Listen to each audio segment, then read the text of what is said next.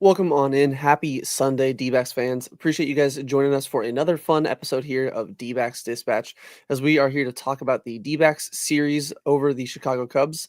I am Brett. Gabe on my, I guess, your left, Brandon on my, or your right. Appreciate you guys all tuning in. If this is your first time in here, make sure you guys hit the like button, comment, subscribe. Does help out a lot. Join us over on our Discord. It is in the description. It is free. You guys don't have to pay any money. Join a Dbacks community of a bunch of great fans. Tons of great conversations. Whether you're looking for more information on prospects, we got tons of prospect talk. Whether you're looking for some game day discussions, we got that. Whether you're an out-of-towner and you're coming into Arizona for a game or two and you're looking for some recommendations on places and whatnot, to go, whether at the ballpark or around the ballpark for food. That's another great thing. So again, Discord in the description below. It is free. Make sure you guys follow us on Twitter. Bunch of banger memes on there all the time. Gabe's always just cooking up shit. And then also go over to azsnakepit.com. Tons of great daily articles, multiple ones every single day, as well as some game day threads too, with another great community of D-backs fans. So again, make sure you guys go over to azsnakepit.com to check out all the stuff they got over there. But like I said, we're here to discuss this D-backs series over the Chicago Cubs that ended much better than it started, because I know a lot of us were not too happy Friday and Saturday, but again, a win today definitely remedied those feelings. But we'll dive into that a little bit later. So we'll kind of rip the Band-Aid off here and start with the unfortunate start to the series, which is just an absolute. I feel like we've had a couple games so far this year where I've been able to say this, but this was an absolute roller coaster of a ride. The D-backs did lose this game 11-13, which is just an insane score. Corbin Burnes did put up his second straight quality start. It felt like this game was a tale of two different games, because the first like the 6.5, the first like 6.5 going into the seventh innings was borderline a pitcher's duel. Corbin Burnes put up his second straight quality start. He went 6 innings, giving up only 6 hits, 2 earned runs, 3 strikeouts, 1 home run. Fucking Carson Kelly. 98 pitches on 63 strikes. Like I said, Carson Kelly continues his revenge against the D-backs. He had a 2-run shot in the second inning. After this game here on Friday, he was hitting .419, .578 with a 1097 slugging for a 1675 OPS. Just insane. Doesn't qualify for any of the stats because he's kind of a platoon catcher, but still disgusting tear he's on. Ryan Nelson was roughed up in the 7th. That's kind of where the rails, kind of started to go off. Gave up a grand slam, only went 2/3 of an inning, 5 runs allowed, and looked like the game was out of reach. The insane 8th inning came and went, which we'll dive more into that one, obviously, because that's the big talking point here for game 1. And then the D-backs were not able to get anything done in the top of the 9th, as the Cubs bullpen was able to shut them down for the final 3 outs, and they again won this game 13-11. So, just like I said, to rip the Band-Aid off, the big thing that everyone remembers, and the big thing, like I said, tale of 2 games. The first 7.5 innings, I feel like, were just forgotten about because of how crazy everything was. The unbearable 8th inning. So obviously, after Ryan Nelson gave up 5 in the bottom half of the 7th, the Dbacks showed up with a 10 spot in the 8th inning. 3 straight singles led up to a Eugenio Suarez grand slam. That thing went 458 feet and 103 miles an hour off the bat. He absolutely crushed that thing. Got them back in the ballgame, made it 5-7. Perdomo RBI single made it 6-7. So again, crawling back into the game, only down by 1. The offense always seems to give them a chance. Randall Grichuk doubled home Captain Jack Sparedomo to give the Snakes a 8-7 lead there in the 8th inning. And then Lourdes Gurriel, at the time, felt like he put the nail in the coffin, and gave the D-backs a nice 4-run lead with a 3-run shot going 416 feet and 104.8 off the bat. That made it 11-7. So I'm sitting there in the Dutch Rose drive-thru like, oh, cool, 11-7. Mood's all better. I'm happy. Well, like I said, unbearable 8th inning for many, many different reasons, and this bottom half of the 8th inning was exactly why. The Cubs said, anything you can do, I can do better, and they actually put up 6 runs on the D-backs C bullpen, if that's even, and I think that's even being generous. Bryce Jarvis came in, a hit by pitch of Nico Horner, and then PCA walk led to Carson Kelly hit his 2nd home run of the day to cut the D-backs lead to only 1. Joe Multiply came in, thankfully, to everyone's chagrin, and does his usual thing, gave up a single to Ian Happ, who is usually terrible as a right-handed hitter, but of course it's against Joe Mantiply, so nobody's a terrible hitter. Then had a meatball 87-mile-an-hour sinker to Kyle Tucker that is sent out for the go-ahead 2-run shot, going 387 feet with 107 off the bat, so he absolutely pissed on that ball. Again, Cubs went up 12-1. So, but we know the offense, has been doing good. Only a 1-run deficit, something that isn't too surmountable. And then Seiya said see ya to the very next at bat. Went back to back, give the Cubs an extra run, 13-11, and ended the 8th inning a little bit after that. So the Cubs did put up 6 after the D-backs put up 10. And I think I was seeing some stuff where that's never happened in baseball history, an inning where like 21 runs were scored in an inning and a half with like multiple grand slams, home runs. Like it was an insane game, and one that I really wish that the D-backs would have won, because it would have probably gone down as one of the best games we'd probably have ever seen or will see for a long time. So getting into my question here for you gentlemen, obviously everybody in the chat as well, always welcome to hear your guys' input.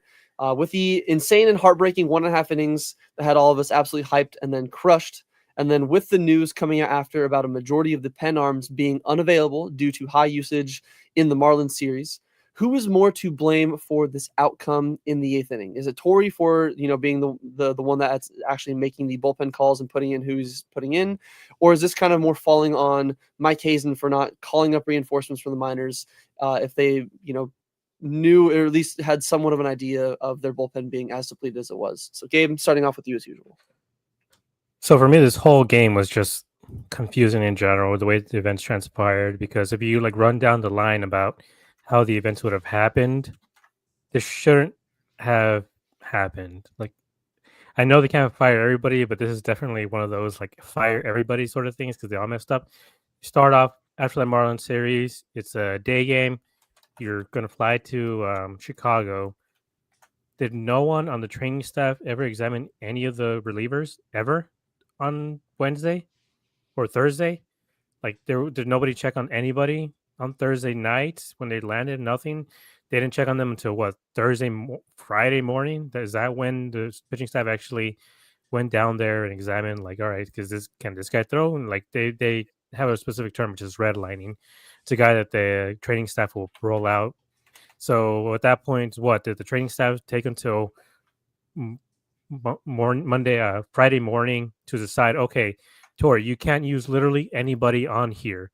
And now it's way too late in the day that Mike Hazen can't even call anybody else up here just, to straighten up his bullpen.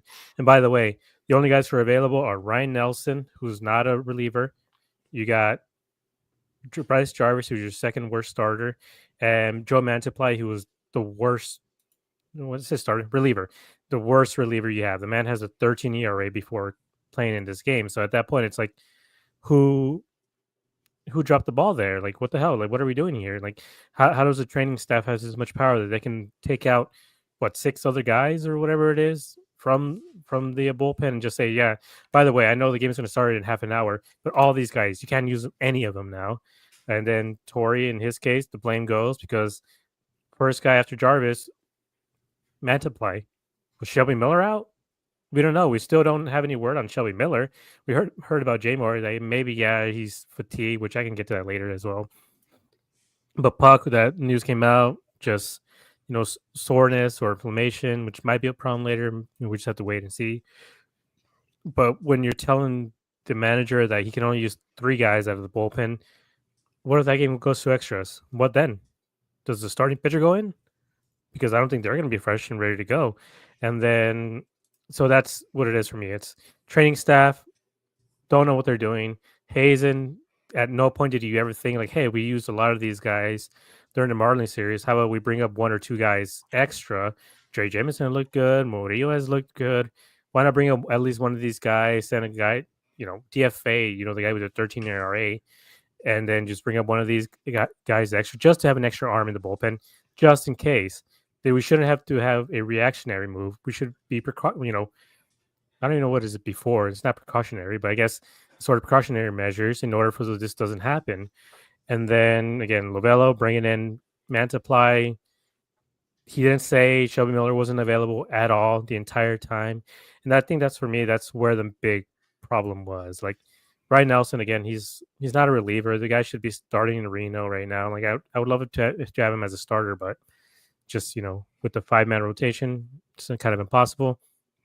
But if he was in Reno, he can get those reps so he can stay fresh in case of injury like today. Merrill Kelly, maybe. Suppose it was cramps, but just in case, if he was injured, could have brought him up easily from Reno. But then Shelby Miller, like just Shelby just staying there, like was he just not available at all? Because then all I heard from Twitter and people on there was just, "Well, you want him to get 6 outs?" Like, no, I wouldn't find if he would. I didn't want Jarvis necessarily out there, but 4-run lead.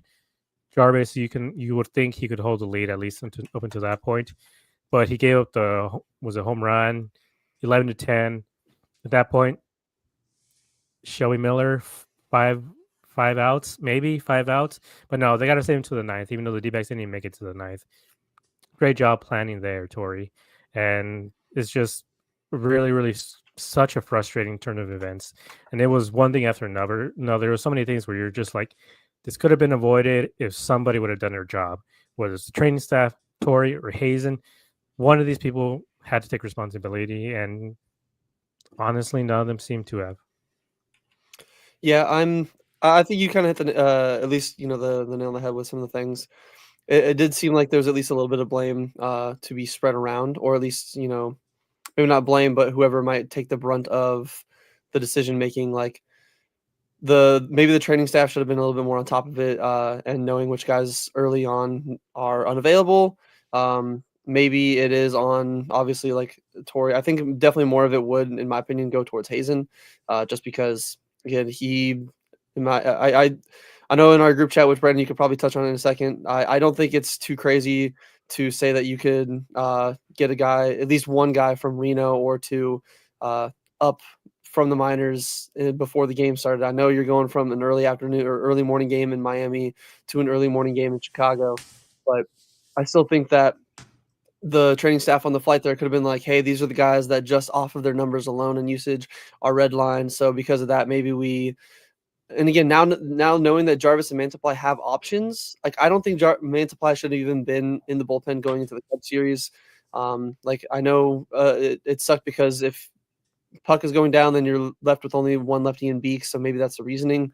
But I just think that it's a little bit more of I've said it in the group chat and even on the Discord. I think it's Hazen not being proactive with the decision making and being reactive, because then immediately on Friday we saw a bunch of those bullpen moves made. But Brandon, same question to you. Obviously, with us being super hyped and everything, and then even the news coming out afterwards on the game about who was available, who wasn't, and then even finding out the next day with Puck's injury. Who would you say is more to blame for this outcome? Again, Tori and the bullpen calls that he did with who was available, or Mike Hazen for not calling up reinforcements prior to game one? I feel like this is just a clusterfuck of everybody involved.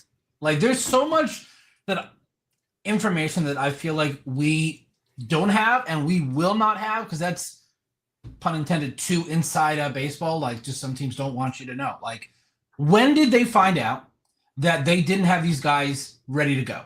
When did they know that Puck and Beaks and all these guys could not go on Friday? Was it after the game on Thursday?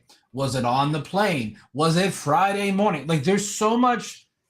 And then it's just Tori, just the way that he managed the bullpen in the Marlins series was also a major factor for it.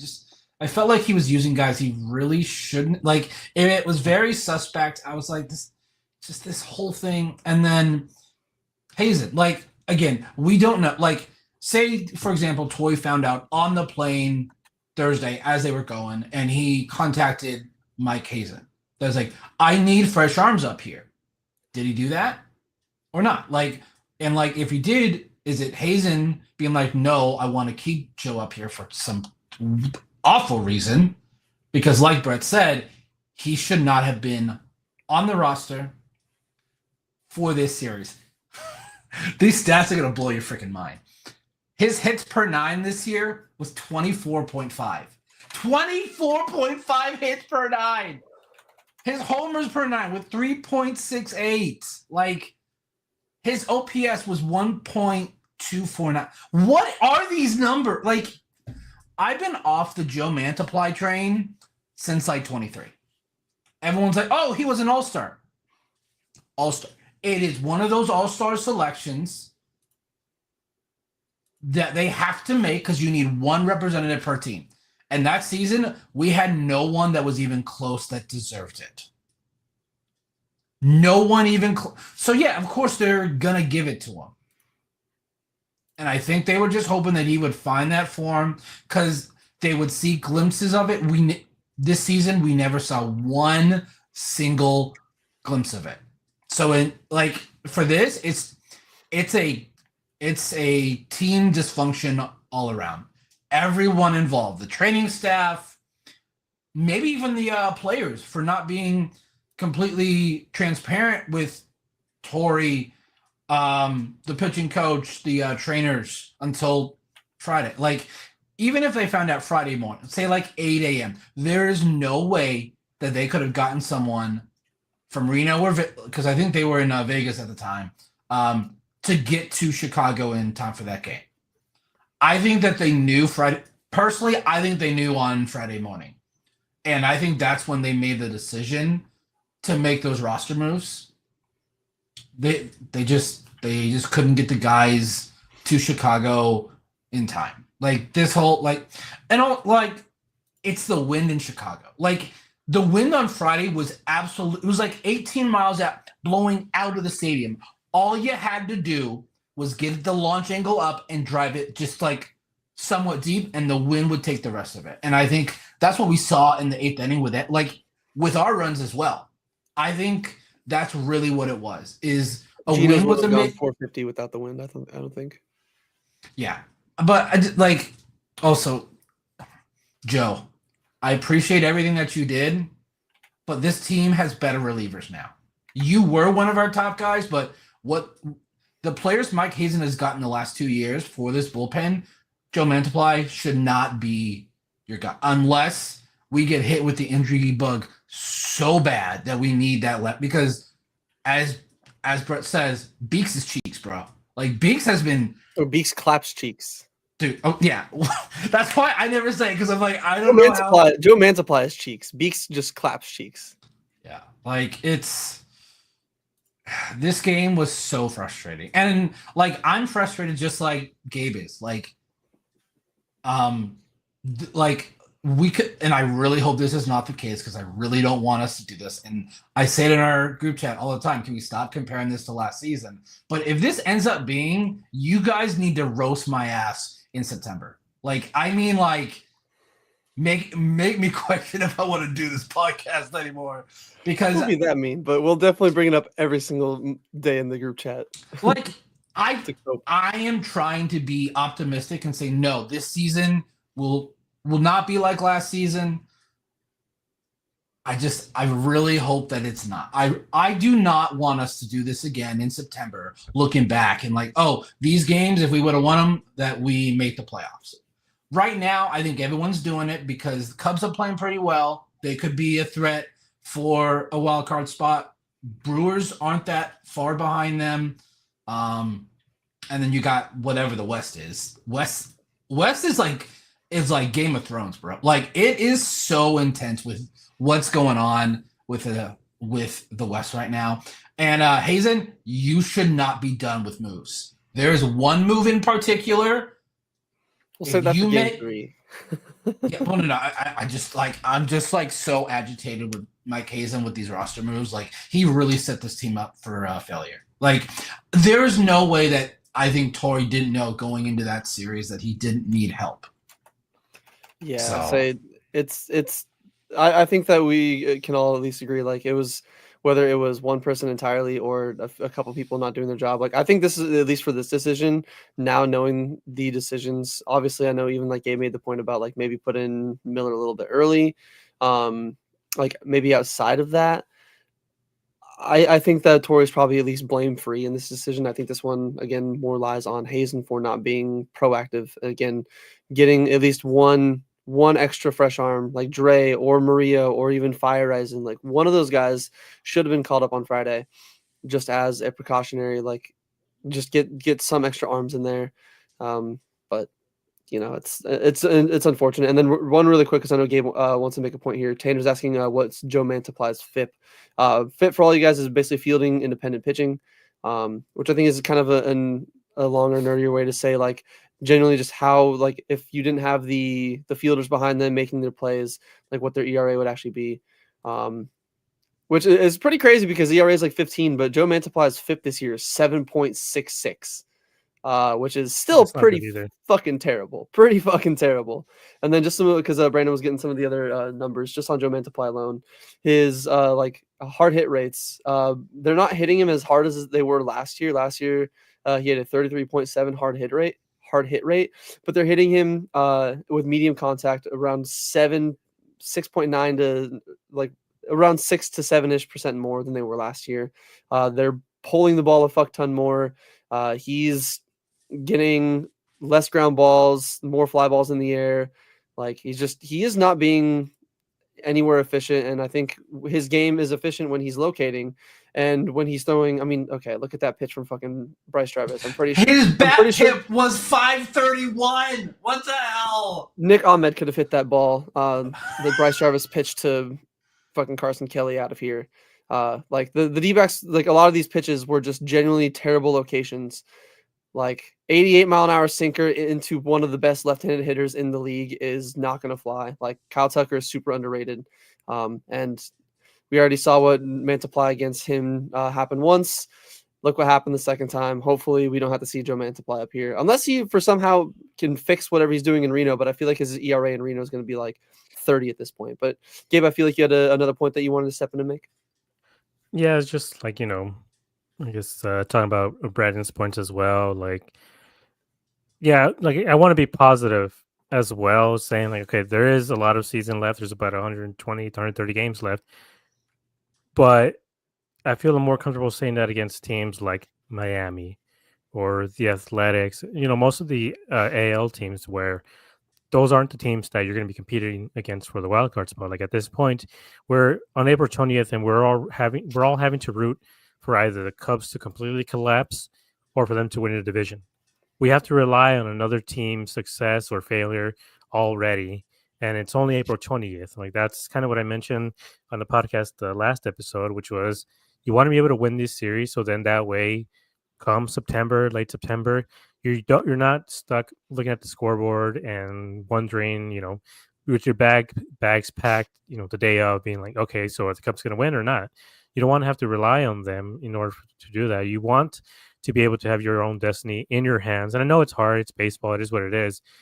But when you're having to rely on other teams to either win or lose, like that's not great. Like I remember, like, you say you don't want to repeat it last year, but even 2023, like they kind of backed into a playoff spot. They didn't get lucky, but the right teams lost the last series. The Cubs lost their last series of the year, and the D-backs were able to take the series from them right before they lost the last series. I don't know if it was against the Astros or San Francisco or something like that. They were able to beat them, and so then the D-backs were able to, back into a playoff spot. But again, they weren't in control of their own destiny. Same with last year. They weren't in control of their own destiny, and so that's what's frustrating to me. It's that when you take these weird sort of like nonchalant approaches to it and be like, well, there's always tomorrow. We got to fight tomorrow. I'm like, well, we had the win today. Why are we worried about tomorrow when we can get the win today? And look what happened. Zach Gallen got blown up. And then everybody on Twitter that was telling me like, oh, well, we can use Shelby Miller for tomorrow. Did they use him Saturday? No. Didn't use him at all. The way 23 ended, we had a series at Chicago where we won 2 or 3. We lost the series finale. We then lost 3 in a row to Houston, and then the playoffs started. Yeah. That's why no one was like, oh, you guys are going to get swept. You guys literally limped in, and then we saw what happened. Yeah, and like that series win, or like I think that whatever the last game against Chicago, I think it was key. I don't know if Chicago had like a 4-game series or something. It was literally just one of those things where they kind of just backed into it because of that, because they got swept, and having that sort of attitude about like, oh well, it's a long season, this and that. It's like I understand the sentiment, like it is a long season, like things can turn around on the blink of an eye. And started by Jarvis, by the way. But when you look at this division, like I do think San Diego and San Francisco, they are going to come down to earth. The problem is they built such a big lead, and I mentioned this in the group chat. If they go 500 the rest of the way, they're still 85 to 87 win teams.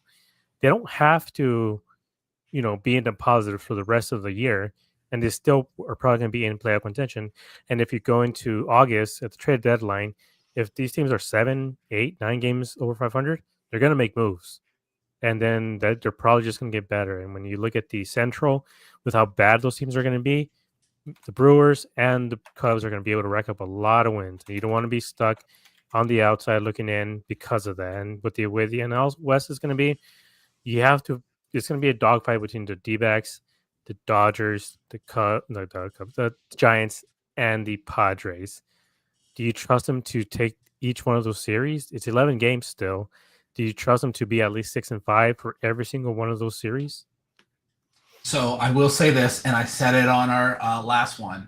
The record discrepancy with the Padres home and away, like they were 3-3 before this weekend. They went 1-2 in Houston. So I'm just check the dugout. Check the dugout. Where's the trash can? Right? No. I'm kidding. Like, I don't know if you've seen San Diego fans. They show up at home because there's no other team in San Diego. I really think that's what it is. Like when the Padres are at home and they're playing and they played well the last few years, people are going to show up. And I think they are thriving off those home fans. So, and I said this, I'm like, they had only played 6 games and now they lost 2 more. So what is that? 4-5, like on the, again, could that be something? Like, that's why I think they could come back down to earth. Giants, I haven't really watched, so I have no idea. Like, I don't know if it's the devil magic. It's instead of it being the even year, odd year magic, it's now that it's the 2020s, it's going to be the odd year bullshit, dude. Because I know a lot of people have said Jung Ho Lee has looked really good to start the year. I haven't watched them, so I don't know if he is playing well. Willie Adames is doing good. Wilmer Flores is playing. I miss Wilmer. I love Wilmer. He was super underrated player. Also, when we recorded last Sunday, the D-backs were in 4th place, 3 games behind the Padres. It is a whole week later, and they're still 3 games behind the Padres and in 4th place.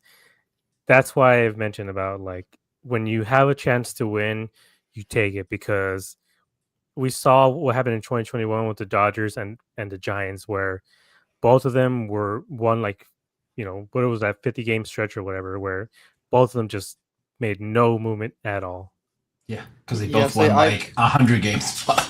I know he had a 100-win wild card. That's crazy. I know it's in hindsight. Obviously, it's a lot easier to say now. And if we would have lost that game on Thursday against the Marlins, we would have been obviously still upset, not taking care of business. But I would have rather gone 2-1 in both of these series, going 2-1 against the Marlins instead of, using all of our bullpen arms to lock down that sweep. Again, a lot easier to say in hindsight. I'm fully admitting that now. I 100% acknowledge that. I know. But I think it would have been better to have our more important arms for that Friday game against the Cubs, because even like Gabe said, you already know, even going to that Marlins series, you're not competing with the Marlins for a potential wild card spot. You are potentially competing with the Cubs for a wild card spot, and we've said it even after the opening series when we split it with them, that winning the the tiebreaker against certain teams is going to be very crucial and could very well be, again, not saying it now, even like you guys said, we said in the group chat, and even like Gabe said earlier, there is still 120 games left, so it could very well not mattering at all. But with the way the Cubs are playing currently and the way the rest of the NL West is, it very well could be. So that's one of those, again, with hindsight, I would have rather gone 2-1 in each one of these series. But again, like a lot of things in life, hindsight can make things a lot easier to question and whatnot. But moving on to game 2, the frustration, I think, for fans and potentially for maybe the D-backs themselves, kind of carried over from Friday into Saturday, as obviously, like I mentioned earlier, there were some moves made. Bryce Jarvis and Joe Mantiply were optioned down to Reno. And AJ Puck was placed on the 15-day IL with some elbow inflammation. Hopefully everything's okay, and it's just a precautionary thing, because even on the broadcast they were talking about him not fully being right. Even Gabe mentioned before he's not fully comfortable with him, so I guess maybe this is the reason why he was still able to. It didn't seem like he was seeing a dip in velocity, so I'm assuming that maybe this is just a pitcher's elbow. He's just needs a little bit of time off and he'll be fine. They called up Dre Jameson forgot about Dre Day, and now you'll remember Dre Day. Juan Murillo and JP Feyereisen, 4 reinforcements. Didn't really need to use them there because obviously Corbin Carroll started off the game there. Things were looking nice. He gave the D-backs an early 1-0 lead with his 7th home run, going 426 feet and 109.5 miles an hour off the bat. He is just killing the ball when he's making contact. My God. But the offense went away from there. More on that in a minute. The Cubs came out just as aggressive on Zach Gallen. They put up 2 in the first and then 4 in the second. A couple home runs thrown in there, so 6 spot off Gallen before even getting into the third. Thankfully, he did settle in a little bit there. And still gave us 6 innings, but definitely was not locked in to start. Like I said, outside of a 9th inning solo home run from Tim Tawa, cue the Chris Paul meme of he hits a huge 3. The offense was literally non-existent. The score wasn't that bad. It felt like it because of how bad the offense was, at least. And there was 2 outs in the 9th, but then there was at least some positive out of here. Some good nugget to take away was Juan Murillo did make his major league debut, and he looked pretty solid. An inning, no hits, 1 walk, 2 strikeouts. He looked pretty nasty. Fastball got up to around 100 miles an hour. That combination with that sinker, it's nice to see the D-backs bullpen. Imagine you take a even 5 to 6 year difference where we used to have nothing but guys throwing 92, 93 and having to be controlled demons. So now we just got some absolute flamethrowers out there, just willing to rear back and throw it by guys. But getting into our first main topic here, one of the reasons why this game was as bad is because, again, yes, the offense was pretty much non-existent, but it doesn't help when your starting pitcher, the guy that's supposedly your ace, the guy that wants Garrett Cole money going into free agency this year, once again did not perform that well. So this was not the same Zach that we saw back in New York. Obviously, when he's on, he is on. He is one of the best pitchers in baseball. Definitely was not in this game. Gave up 6 earned runs on 7 hits with 2 walks, 2 home runs, and 5 strikeouts on 103 pitches. Again, still to get 6 innings, but did a little bit of stat digging and kind of picked up a little bit more on him. So he has now made 2 starts against the Cubs this year, obviously opening day in this one. And in those 2 starts, his numbers follow are 10 innings with a 9 ERA. He's given up 11 hits, again, 10 earned runs, 3 home runs, 6 walks to 9 strikeouts. The Cubs were slashing 262, 354 with a 571 slug that rounds out to a 925 OPS. And then their contact numbers were a little bit crazy on him. 18.2 soft contact, 45.5% for the medium contact, and 36.4% for hard contact. So hitting him pretty rough. And then now Zach Gallen's numbers as a whole on the series or on the season, he has pitched 27 1/3 in 5 starts, averaging around 5.1 to 5.2. His ERA is sitting at 5.60 with 29 strikeouts to 13 walks and 5 home runs surrendered. Comes to a 1.43 WHIP. He has a 10.7 walk percentage, 9.5 strikeouts per 9, which is solid. But then you see his just over 4 walks per 9. That is horrid. He has a 4.81 FIP and a 4.35 xFIP. Opponents on the season are slashing, and this is what the crazy thing is. Like the Cubs must just be seeing him well, because opponents on the season have a 241, 328, 444 slash for a 772 OPS. And the hard and medium contact rates are pretty much the same, a little bit less than the soft contact. But my question to you guys is generally, what is wrong with Zach Gallen? And then why does it seem like the Cubs see him so well in 2025 after in the previous 4 starts against him in 24, 23, I think it was in even 22 as well. They just literally could not hit him. I think he had a 0 ERA, didn't give up a single run in those last 2 years. And then in 2022 had like a 1-something ERA. So what's wrong with Gallen, and why do the Cubs seem to just be able to see him so well so far in these games that they face against him? I mean, I guess it's just the fact that he has no command of that fastball. I mean, we're at this point, we're just a broken record talking about the fastball. Like, if he's not able to throw it, then that means he can't throw the changeup for strikes. He can't throw the curveball for strikes. At that point, just got to let him, take the walks, and if he can't hit any sort of any part of the zone with the fastball, just don't swing at it. Just wait until he throws a changeup or even the curveball, because the curveball's coming. Just get up a little bit in front of it, and you're able to hit it for a home run or whatever it is. And it's just Gallen. Like I don't know. Like I said, maybe that's the main thing, but all in all, it's just been a pretty bad year for him to start off. And every time he goes out there, he went from being a guy who can command $150 million to a guy who's probably going to get a 1-year show me deal. He's going to get a deal like a Montgomery, 2 years, like a 1 year or with an option. that's kind of what he's looking like right now, and maybe he can turn it around. And he would have to have a sort of like, Jake Arrieta type of, starting from the next series on that sort of season with like Jake Arrieta in 2015, where he just turns it on, just has like a 1 ERA the rest of the year.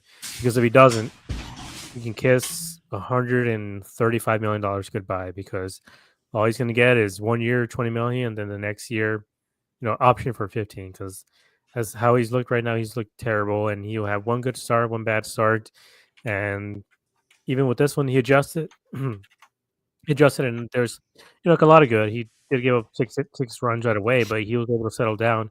But even with that, I feel like at times it can be a little bit misleading, because he went from the teams after they score 6 runs, they're not taking their time anymore. They're not being super patient. They're not waiting for the pitches. Most of them, they came out swinging after that, and you can see it in the box score. I think 3 of the 4 innings he pitched after that was under 10 pitches, and that means that they were aggressive. They're swinging right away, and it's just a totally different approach from those first 2 innings where he threw like 30 pitches in each one. So at that point, again, don't know how much you can really invest in those type of in that part of the outing, where it seems like they were just kind of swinging at everything that he was throwing at them. But he could have just adjusted. But again, you don't want the adjustment to come when you're down 6-0. Yes, it seemed like there's something. Maybe they got way too aggressive and the Cubs got too comfortable. So they were like, you know what, we can just throw our game plan out of the window, just try to ambush him, put up more runs. Or maybe again he did just make some kind of adjustment. I'll get to some of your guys' comments and questions in the chat here in a minute, but I did want to pass it to Brandon and get his thoughts. So Brandon, what do you think is necessarily wrong with Zach Gallen? Is there anything in particular that you've obviously noticed? I know the command's a big thing, but is there possibly anything else? And then why do you think the Cubs so far in these 2 starts have seen him much better than they have really in any of their past outings or any of their past games where they faced Zach Gallen? I think, and it's going to sound like a broken record, but it really is about his fastball. Literally everything else, because he relies on that chase on his changeup and his curveball. If he cannot locate his four seam, guys are not going to swing at those pitches. And so he's going to be behind the 8 ball in every single at bat. Like, it's beyond frustrating. Like, I was looking up some of his game logs from last year, and I felt like he finished the year somewhat strong. But it just feels like he'll take 1 foot forward and 2 step back. Like, it just, like, what he looked like, the guy that is worth $200 million against the Yankees. His last 2 starts, he does not. He looks like the guy that's probably going to get like a 2-year, $50 million deal, just like Monty. But he's so talented, it could change like that. Like, they could figure it out, and then we could see him go on a streak. And a lot of people keep throwing it out there after every start. Should they trade him at the deadline? If he looks like this, yes, you get what you can. Get something. Maybe trade for a center fielder, because I know a lot of the fan base doesn't believe that Alec is the center fielder of the future. I kind of agree. Like, I love his defense, but sometimes you need that pop in the bat. He's kind of cooled off a little bit, but Gallen, like, for me, it's going to be a broken record. I'm going to say this every single time. It's that fastball command. If he, like, it's frustrating to watch some, like, literally, it's just like, it's a non-competitive pitch. That drives me insane. I'm like, the guy doesn't even have to think about swinging. If it's already out of the strike zone when it leaves your hand, like, there has got to be an issue. It's got to be mechanics at this point. Like, nothing else makes sense as to why he struggles so bad. Like, it is, like, it's just so crazy to think about, because before the playoffs in 23, I was like, he's the dude. He's the guy. Yes, he is going to get that Garrett Cole contract money. Since then, he's been, it's literally been Jekyll and Hyde with him. Like, we'll have that New York Yankee outing, and then we'll have this, which, to be honest, props to him for keeping this team in the game. After those first 2 innings, I was like, oh great, this game's freaking done. Our bullpen, like, we're gonna be screwed for the next week. He somehow got through. He had 64 pitches through 2, and he was at like near 100 through 6. That is like, I think that's one thing a lot of people probably are not going to bring up just because he didn't get the win and we didn't win the game. But that's a big thing. The fact that they didn't have to continue to burn through their bullpen, he probably saved them a lot for making another move tomorrow. Like, I really think that was the case. Like, he got us through 6. I'm like on the fence on kind of like just giving up on him. Like, I know they're not going to trade him now, but like, if he is like this in June or July, I can understand why they would trade him. Yeah, hopefully we don't have to, especially because when he's locked in, you even talked about it in the offseason, all that, like, he adds to this rotation. Even when we saw it in New York, if we can get that kind of Zach Gallen back, or even just a 75% of that Zach Gallen, then this rotation, everything is just insanely deadly. But he has just been very inconsistent lately. Some of the comments in chat that some people are bringing up, even like Scott Mack saying don't re-sign. Which is valid, especially at the rate that he's playing right now, unless it's going to be like what Gabe was talking about with the 1 year, kind of with an option. Maybe we bring him back right there and let him do a prove it deal, but I doubt that he's going to want to do that. He's still a Boris client. Jeff in the comments, shout out you, Jeff. Always good to see you. Always good to see all of you guys in there. Jeff, Scott, Tanner, Vi. Appreciate all you guys for tuning in all the time. Even Oscar. Yeah, Oscar as well. I know Oscar was making a joke earlier about giving up his season tickets, but Oscar's mostly just trolling. At least I hope he is. You as well, Andrew. And anybody else that is lurking, listening as well. You guys are the reason we're even doing this, to be able to talk with you guys. So appreciate it. But Jeff saying Gallen isn't just throwing strikes enough. Cubs aren't chasing them, and he can't get them out of the zone. And I think that's kind of goes back to what Brandon was talking about of just command consistency. If he's locating his other pitches, especially his fastball and changeup, it makes his curveball even nastier. But it's just when you're not locating your fastball, guys aren't going to chase. And when your curveball, if you got to keep your curveball in the zone to try to get guys to swing, we're going to see what happened even to that Orioles start where Ryan O'Hearn, it wasn't a terrible curveball, but the difference in a curveball right at the knees and a curveball that's supposed to bounce in the dirt is a strikeout or weak contact or a foul ball and a 400-foot piss missile. And then even like Tanner's saying, but yeah, it all goes through his fastball, like it 100% does. And it's just, unfortunately, we're not seeing that from him. And I think that's just super unfortunate. And again, whether it is maybe the Cubs just see him a little bit better, I think it's just generally he's just not fully locked in. Or again, even he did give us 4 solid innings after the rough 6 runs allowed in the first 2, but we're just not seeing the Zach that we've all, known what he can do.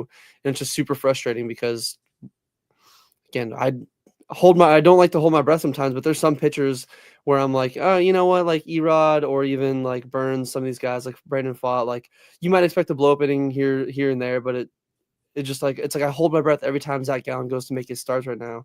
And that shouldn't be the feeling that we have for our teammates. But hopefully for the next start that he has, I believe it'll be for the Braves series because I think we have the Rays and then Braves coming up. So hopefully in that Braves series, he can kind of get back to the Zach that we all know and love, because I know they're scuffling a little bit, but they still got a tough lineup. He'll start Friday. Yeah, so hopefully he can kind of get back in the groove of things, and we don't have to worry about having the discussion and thought about trading him for anything come the deadline. But the other thing in this game here in game 2 for this 2-6 loss, 6-2, whatever way you want to go about it, while he wasn't the best to start, even as Brandon said, he kept his team in it, still gave them some useful and much needed innings the rest of the way. But the offense did not help him out at all. Corbin Carroll was the only guy that seemed to show up with a bat today. He went 3 for 4, or a bat in game 1 on Saturday, or good Lord, game 2 on Saturday. Sorry. He went 3 for 4 with a walk, a home run, and 1 strikeout. And then hitters 2 through 9 just looked like they were, doing the what if Barry Bonds played baseball without a bat meme. They just said, what if I do that? What if I played baseball without a bat? because they basically did. They went 1 for 28 with 1 home run, 4 walks, and 9 strikeouts. The team left or went 0 for 7 with runners in scoring position and 9 left on base. And that one lone hit from hitters 2 through 9 was Tim Tawa's 2-out solo shot in the 9th inning. And it's just it was ugly to see. It looked like they just had horrible at bats. They weren't, it seemed like they just generally weren't trying, or like maybe they were just a little bit deflated. So my question to you gentlemen is, obviously everyone in chat always address you guys as well, but what do you think could have been the reason as to why the entire offense outside of Corbin Carroll was pathetic to watch here in game 2? Was it the Cubs, pitching staff again doing their job? Maybe they had a good game plan against the Dbacks, or do you think it could have been a little bit more of lingering issues of all those runs in game 1 and seeing it blow up in their face from the bullpen, kind of lead its way into game 2 here, maybe taking the air out of their bats a little bit? So Gabe, start with you as always. I think they were a bit deflated just because of the way they came out. Like after you have all these guys getting hits, like Gino and Gurriel, you have all these guys finally hitting the ball right, and then you lose. Like, how's that not going to deflate the team a bit? Like, it's going to suck and it's going to sting, and they're just not going to be as sharp the next day. But I mean, Corbin Carroll, that was it. Like, Tim Tall hit a sort of garbage time home run, and other than that, there's nothing else. They just could not hit the ball at all, and it was just pathetic. Like, it was just so bad. It was such a bad effort. But the thing was, I mean, this is something that we've talked about as well. Hold on. I think we got a copyright violation. Oh, did the Did stream we? end? Yeah.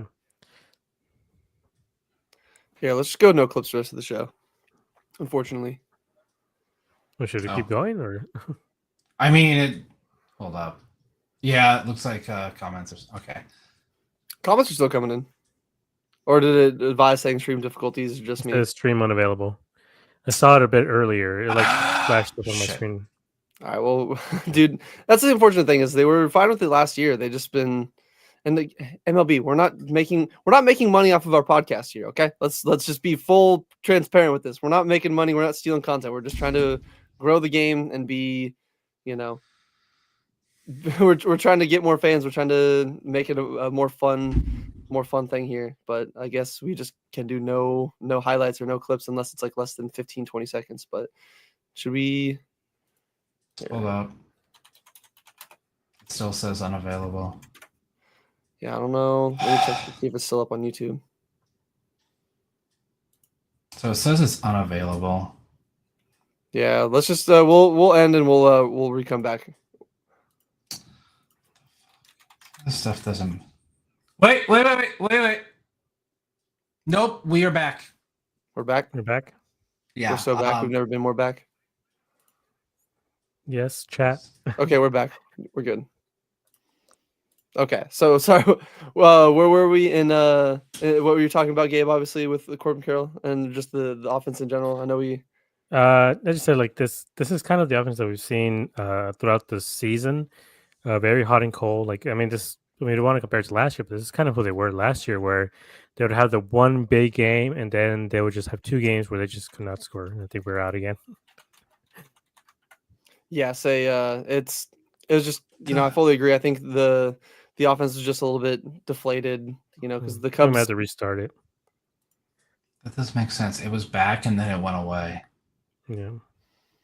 And like I was, Yeah. I think we should just restart Yeah, it. we'll just restart it here. Let's tell the Put chat. the link in the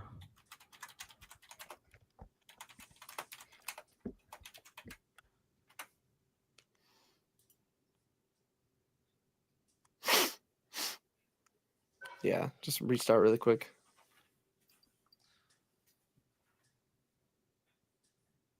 problem is if I end the stream, it's gonna play that entire outro. That's what I. You can just end it. Can't you just hard end it? Nope. And, have it not Nope. play the outro? No, you have to let the